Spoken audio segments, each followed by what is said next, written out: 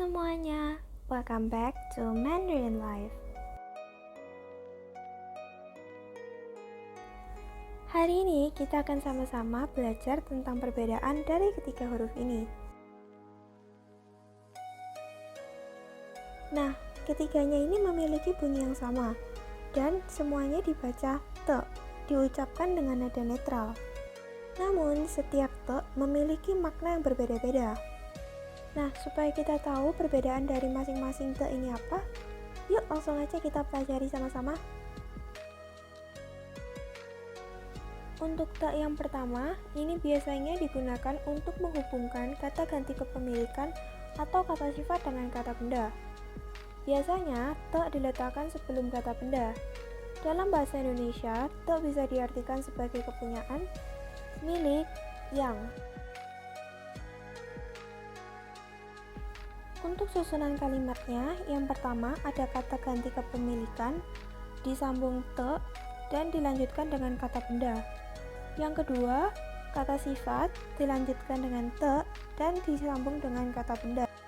Contoh yang pertama, 我的书, 我的书, artinya buku milik saya. Jadi di sini te diartikan sebagai milik. Contoh kedua, 公平的人, artinya orang yang adil. Di sini te diartikan sebagai yang. Te yang kedua ini digunakan untuk mengubah kata sifat atau adjektif menjadi keterangan atau adverb. Dalam bahasa Inggris, te bisa diartikan sebagai imbuhan li atau dalam bahasa Indonesia diterjemahkan sebagai dengan. Untuk susunan kalimat dari te yang kedua ini, yaitu kata sifat, dilanjutkan te, dan disambung dengan kata kerja. Contoh kalimatnya, 他慢慢地走到商店. 他慢慢地走到商店. Artinya, dia dengan pelan-pelan berjalan ke toko. Di sini, dengan diartikan sebagai te. Te yang ketiga ini merupakan bentuk yang bisa dibilang paling rumit karena banyak kegunaannya. Untuk penggunaan dari te yang ketiga ini ada 5, yaitu menjelaskan kata kerja, menunjukkan kemampuan, membandingkan, mendapatkan, dan harus. Penggunaan yang pertama adalah untuk menjelaskan kata kerja. Formulanya adalah kata kerja ditambah dengan te dan dilanjutkan dengan kata sifat.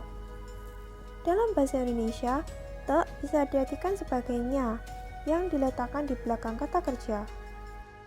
Contoh kalimatnya, yang pertama, 他跑得很快. 他跑得很快, artinya dia larinya cepat. Yang kedua, 爸爸唱得很好. 爸爸唱得很好, artinya ayah nyanyinya sangat bagus. Penggunaan yang kedua adalah untuk menunjukkan kemampuan. Te juga digunakan untuk menunjukkan apakah suatu kegiatan bisa dilakukan atau tidak. Contohnya, 你看得见吗? 你看得见吗? Artinya, bisakah kamu melihatnya? Jawaban dari pertanyaan ini ada 2. Yang pertama, 看得见, artinya aku bisa melihatnya. Yang kedua, 看不见, aku tidak bisa melihatnya. Penggunaan yang ketiga adalah untuk membandingkan. Jadi formulanya adalah kata sifat ditambah te dan dilanjutkan dengan kata perbandingan. Bisa lebih sedikit, lebih banyak, lebih besar, dan sebagainya. Contohnya, 他的书比我的大得多. 他的书比我的大得多. Artinya, buku dia jauh lebih besar dibanding buku saya. Pada contoh ini, te diletakkan setelah kata sifat ta yang berarti besar, dan tuo digunakan untuk menjelaskan perbandingan tersebut. Di sini, te digunakan untuk menunjukkan tingkat suatu perbandingan. Penggunaan yang keempat adalah mendapatkan. Te dipasangkan dengan nada dua bila dipasangkan dengan tau menjadi te tau, yang artinya mendapatkan. Contohnya, 我得到一份新工作。